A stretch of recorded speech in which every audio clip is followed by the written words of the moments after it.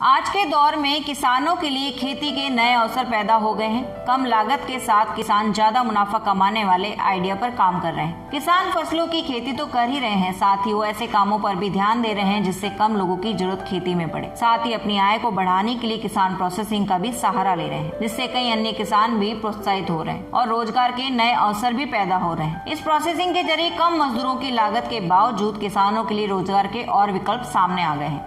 आज आपको अपनी खास रिपोर्ट के जरिए हम बताएंगे सुपारी की खेती के बारे में। देश की बात करें तो पूरे देश में 7 लाख हेक्टेयर क्षेत्र में सुपारी की खेती होती है। सुपारी की हर साल 10 लाख टन उत्पादन होता है। भारत सुपारी उत्पादन का सबसे बड़ा देश है और कर्नाटक का स्थान सुपारी उत्पादन के मामले में पहले नंबर पर है। साथ ही कई राज्यों के तटीय इलाकों के किसान सुपारी की खेती कर रहे हैं। सुपारी की कई नई किस्मों का चयन किया गया है, जिनमें मंगला, सुमंगला, श्रीमंगला और मोहित नगर आदि है। काल 17 एक स्थानीय किस्म अंडमान द्वीप समूह में लगाने के लिए बहुत ही उपयुक्त पाई गई है। अब आपको आगे बताते हैं सुपारी का पौधरोपण कैसे करते हैं। पौधे लगाने के लिए पहले खेत की जुताई करके सिंचाई तथा जल निकास की नालियां बना ली जाती है। खेत का रेखांकन वर्गाकार विधि से, जिसमें 2.7 मीटर पंक्ति से पंक्ति तथा 2.7 मीटर पौधे से पौधे की दूरी पर पौध लगाने के लिए किया जाता है। रेखांकन के बाद 90 घन सेंटीमीटर के गड्ढे खोदे जाते हैं और उनमें 15 किलोग्राम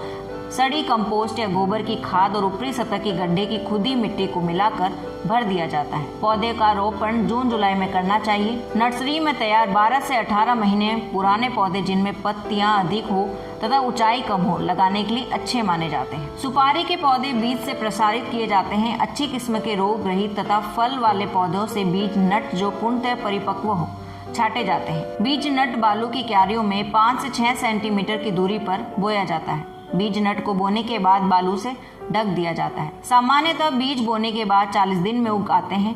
3 महीने तक उगे हुए पौधों को नर्सरी में ही रहने दिया जाता है। इसके बाद उन्हें दूसरी नर्सरी तैयार करके 30 गुणे 30 सेंटीमीटर की दूरी पर बरसात में लगा दिया जाता है। नर्सरी में पौधे से 12 से 18 महीने में अंतिम खेत में लगाने के लिए तैयार हो जाते हैं। सुपारी को कई प्रकार की भूमि में उगाया जा सकता है, परंतु सीगो भूमि जिसमें सिंचाई की सुविधा तथा जल निकास का अच्छा प्रबंध हो, पैदावार अच्छी होती है। इस वीडियो में इतना ही। आगे और जानकारी के लिए देखते रहिए फसल क्रांति।